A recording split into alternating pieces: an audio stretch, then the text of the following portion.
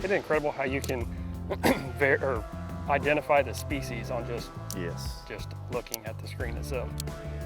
Like when you see a gar come across, he takes out yeah, the whole gar screen. really He hooked shows one like up. 3 or 4 years ago out here. We're like, yeah. oh my gosh, you could see it swim in the screen, go right up to his little minnow and eat it. Little bitty minnow like that and a 5-foot-long gar. So one of the questions I get most of all is, what do fish look like on LiveScope? What is the difference between crappie, bass, gar? You can take a gar or a large carp. Obviously, you can tell by the size. A lot of fish, bass, crappie, they're relatively the same size, especially in a brush pile.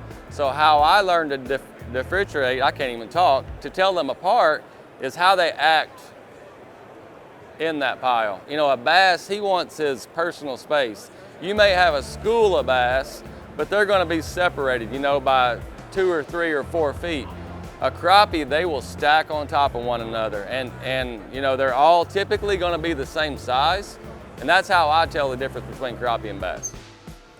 Turn the gain up a little bit, we'll see him a little better. Now you can actually see his line. We had our gain too low. I actually like the gain up. There he goes right there. And you can see his fish. See his fish right there, and that was actually his weight above it. Watch him fight that fish all the way to the top. How cool is that? And there's the fish.